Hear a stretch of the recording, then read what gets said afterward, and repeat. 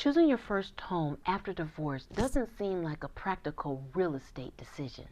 It feels heavy, it feels permanent, it feels risky. You're not just asking, where will I live? You're asking, will I feel safe here? Can I afford it? What if I make the wrong decision? What if this choice I make slows my healing instead of moving it forward? And most women feel this pressure quietly. I remember I did. I definitely did.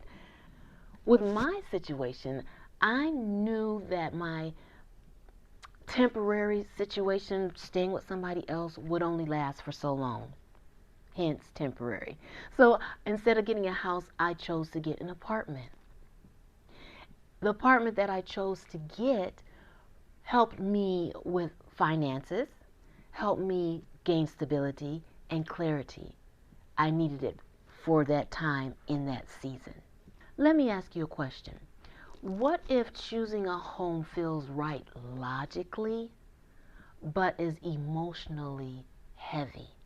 What if one part of you is saying, this makes sense, but another part of you is saying, this feels intense and unsure? Many women don't realize the tension as information. They push past it.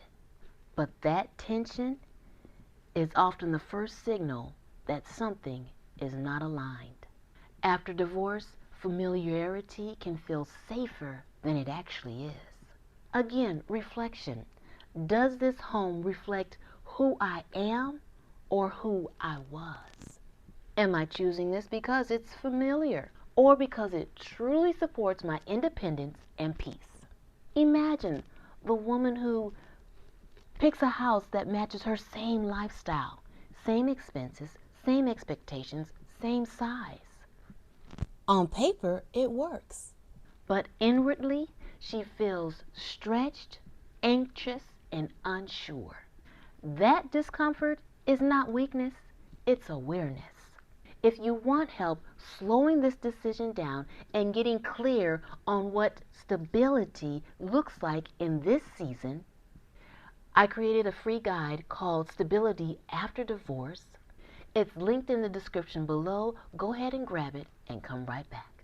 For those of you who are new here, I'm Lynetta Anderson, a local real estate agent, and I work with women rebuilding after divorce right here in the Omaha Metro Area. I provide faith-aligned healing, informed real estate guidance, so you can make decisions that support stability, confidence, and peace. What actually works? Choosing stability over status? Yes, ma'am. Here's what tends to support women best in this season. Questions to ask. Would this home feel manageable on my hardest days? Does this payment allow me to breathe? Does this space support rest, not just responsibility? I remember my situation being asked to leave the house, and I was thinking to myself, is this the right thing to do? I had information come to me from a good friend saying, do not give up that house. That is real estate. That is property. Don't do it.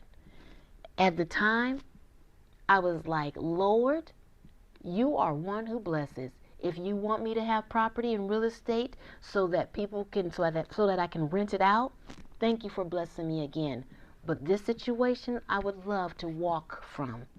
Anyway, so I decided to go ahead and sign the paperwork that released me from that property and move forward. That's what I needed to do. Is your decision needing to echo mine? No, everyone is different, and we need to know what is necessary to support our stability, our confidence, and peace.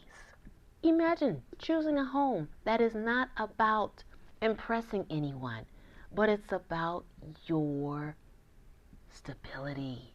It has predictable cost, fits your current life rhythm, allows emotional quiet, gives you control again. That kind of choice doesn't look dramatic, but it sure feels powerful.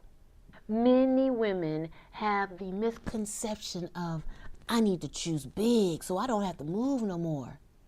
Or I need to downsize. Or I don't need to downsize because it'll show that I failed. Let's rethink that.